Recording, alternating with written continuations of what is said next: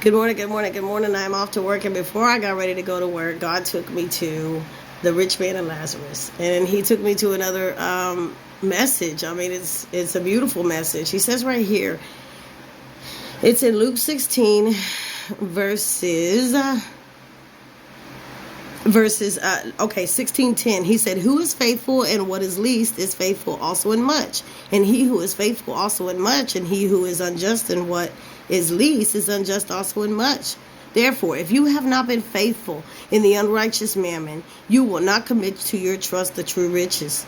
And if you have not been faithful in what is another man's, who will give you what is your own?"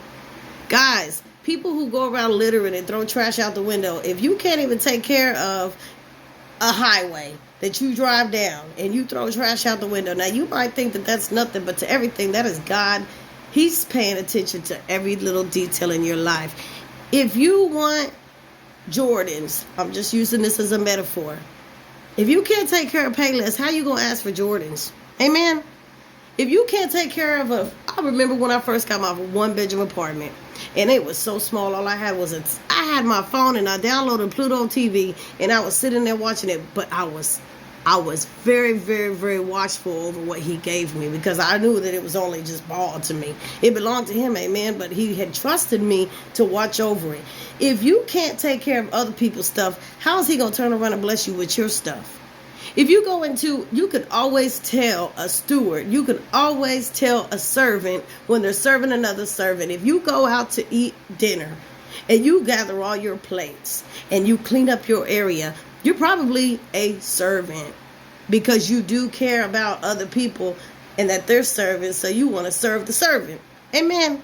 Start taking care of the little things that God has entrusted you with, instead of praying for the big ones, because if He can't find you faithful in the little areas of your life, how is He going to bless you in the big ones?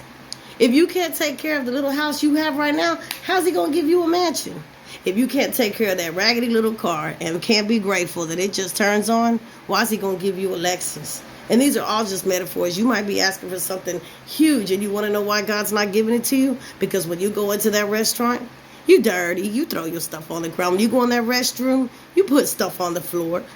When you go out in public places, you can't even take care of what God entrusted to other people. So how is He going to turn around and trust you with anything?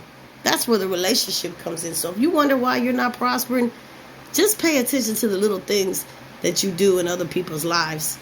And if you can't do it for somebody else, He ain't going to do it for you. Because what you do to somebody else, you're doing it to Jesus Christ. Amen.